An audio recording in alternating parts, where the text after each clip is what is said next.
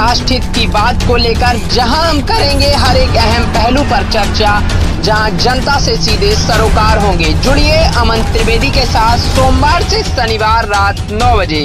राष्ट्रहित की बात सिर्फ इम्पैक्ट भारत टीवी पर, देखिए रात 9 बजे।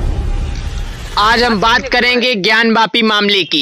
शिवलिंग को फव्वारा कहा जा रहा है, इससे आप इस पे क्या? नहीं, गलत है, पूरी तरीके से गलत है। ये फव्वारा थोड़ी ना है। और फिर हम अगर इनकी मस्जिदों को कबाड़ खाना कहें तो क्या होगा?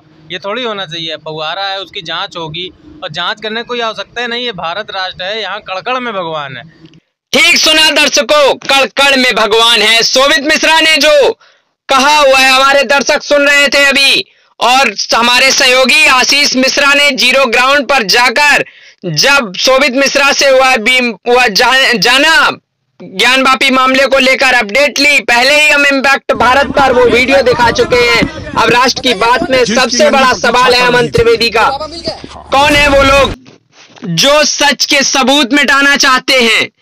कौन है वह लोग जो शिवलिंग के ऊपर लगी चक्री को बाहर ले जाने की कोशिश की? जिन लोगों ने उसको नष्ट करने की कोशिश की। दर्शकों, अमन त्रिवेदी का सवाल है राष्ट्रहित की बात में। आज पूरा देश देख रहा है, जब कोर्ट ने कहा था सुरक्षित रखिए, हिंदू पक्ष के वकील दावा कर रहे हैं शिवलिंग के सबूतों के साथ छेड़छाड़ हो रही है। अगर यह सच है तो इसे कतई हल्के में ना लिया जाए। ज्ञानवापी में औरंगजेब के नामो निशान मिटाने को लेकर शुरू हुई लड़ाई फिर से विकराल रूप ले चुकी है। अब मामला सिर्फ ज्ञानवापी हिंदुओं को परसर का नहीं, अपने तक सीमित नहीं रह गया है। 1669 में मंदिर तोड़ने का पाप जो औरंगजेब ने किया था, लेकिन अब उनके चेलों ने महापाप कर दिया है शिवलिंग को तोड़कर। दोस्तों, सच को ज्यादा दिनों तक नहीं छुपाया जा सकता। यह एक असलियत है, और सच क्या है आज नहीं तो कल पता चल जाएगा। वाराणसी कोर्ट तय करेगी है, वहां के जज तय करेंगे। जो कोर्ट कहेगा वही अंतिम होगा, और वही दोनों पक्षों को मानना पड़ेगा। अब देखते हैं किसकी दलील में कितनी दम है। यह तो कोर्ट ही तय करेगा। जीतेगा वही जो सच के साथ होगा। हिंदुस्तान में संविधान सर्वोपरि है। ठीक सुन रहे हैं दर्शकों, एक बार फिर से कहना चाहूंगा कि हमारे हिंदुस्तान में संविधान सर्वोपरि है और रहेगा। कोर्ट के जो अंदर हो रहा है वो तो लीगली है, लेकिन जो कोर्ट के बाहर चल रहा है सही है क्या? आप लोग बताइए। अब इसकी सुनवाई सोमवार को होगी, यानी कि 30 मई को होगी, जहां मुस्लिम पक्ष अपनी दलील पेश करेंगे। वहां के जो डिस्ट्रिक्ट जज है, यानी जिला जज के सामने सुनवाई होगी, और कल भी हुई थी, और वहीं वकीलों से बात भी हुई है, वह भी सुनाएंगे। शिवलिंग का अपमान होने से काशी और विश्व के करोड़ों हिंदू बहुत ज्यादा गुस्से में हैं। आज आपको बताता हूं, हिंदू पक्ष जिस साजिश की बात कर रहा है वह क्या है। शिवलिंग को फव्वारा बताने की साजिश के पीछे यह कौन है? वो लोग कौन है? हम दिखा रहे हैं इम्पैक्ट भारत पर। विजुअल चलाइए डायरेक्टर साहब, विजुअल चलाइए। वो जो वकीलों ने कहा उसे दिखाइए जरा। आर्गुमेंट चला है, हमारी प्लेंट के 12 पैरा तक उन्होंने धीरे धीरे उसको पढ़ा है, और कोर्ट के सामने स्पष्ट रूप से कहा है कि प्लेंट के अलावा और कुछ नहीं देखा जा सकता है। हम भी यही मानते हैं कि प्लेंट के अलावा और कुछ नहीं देखना चाहिए। अब 30 तारीख को 2 बजे इस मामले की अगली सुनवाई होगी। मुस्लिम पक्ष का आर्गुमेंट जारी रहेगा। हमारी तरफ से आज बहस नहीं किया गया, हमने सिर्फ नोट किया है। उन्होंने जो बहस की है, और जो हमारा अपॉर्चुनिटी आएगी उसका हम जवाब देंगे। विष्णु, हमारा सवाल आपसे ये है कि आपने शिवलिंग को लेकर नई जानकारी दी। शिवलिंग को लेकर मैंने जो जानकारी दी है अभी कोर्ट के समक्ष नहीं रखी है।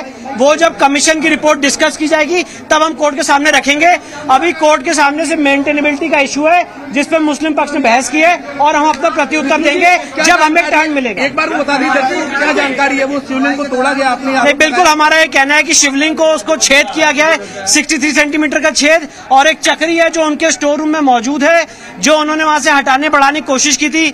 सीआरपीएफ के कंट्रोल में वो प्रॉपर्टी, उन्होंने उसको रोक दिया है और वो वीडियोग्राफ भी है। जब कोर्ट के सामने कार्रवाई होगी तब उसको दिखाएंगे। स्टोर रूम में वो मौजूद है उसके? जी बिल्कुल जी, जो उसके चक्री है जिसको फुवारा कहते हैं, वो आज भी स्टोर रूम में मौजूद है। और जब कमीशन की कार्रवाई होगी, कमीशन की रिपोर्ट पे डिस्कस किया जाएगा, तब हम बताएंगे। उस मामले में एक आरोपी गिरफ्तार भी हुआ है, सीआरपीएफ ने उस जवान को पकड़ा भी है जो बंदा अंदर घुसा हुआ था। भाई मैंने कहा कि जब कमीशन की कार्रवाई होगी तो हम बिल्कुल उसको कोर्ट को दिखाएंगे। कमीशन की रिपोर्ट थी उसको आपने कहा आज उसको दिया जाएगा, क्या हुआ? कमीशन की रिपोर्ट की कॉपी हमें मिल चुकी है, जो सीडी और वीडियोग्राफ मिलनी है वो कल हमें मिलेंगे।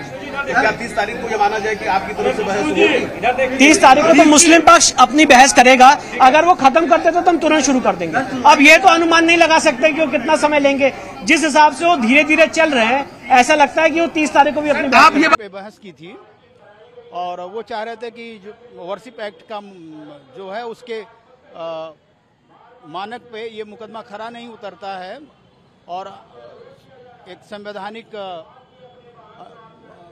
एक्ट है, तो उसके बनस्पत ये मामला बनता ही नहीं, अतः इसको खारिज करने की बात वो चाह रहे थे कि ये मुकदमा इसी स्तर पे भ्रूण हत्या इसकी हो जाए, समाप्त हो जाए। परंतु हमने भी माननीय न्यायालय के समक्ष अपनी बात को रखा। इसमें काफ़ी हमारे वरिष्ठ अधिवक्ताओं ने इस पर रिसर्च किया है और काफ़ी रिसर्च के बाद इसमें संस्कृत के विद्वान, इतिहासकार, पुरातत्वविद और राम जन्मभूमि के केस का सबका समन्वित निचोड़ इसमें डाला गया। तो ये इस तरह खारिज थोड़ी नहीं किया जाता संभव है। और जो सोच रहे हैं कि बस पका आम है गिर जाएगा हम खा लेंगे, तो ऐसा नहीं है। और इसमें हमारे साथियों ने इसमें काफ़ी मेहनत की है और ये सस्टेन करेगा। और इस मामले में तो सच बता दें तो ये पूजा के अधिकार का विषय है, ये प्रॉपर्टी का विषय नहीं है। हम प्रॉपर्टी का विषय नहीं बनाए। तो इस मामले पे आज माननीय न्यायालय 2 बजे सुनेंगे, हम लोगों को 2 बजे सुनेंगे और इसके बाद संभव 4 बजे इस पे आदेश पारित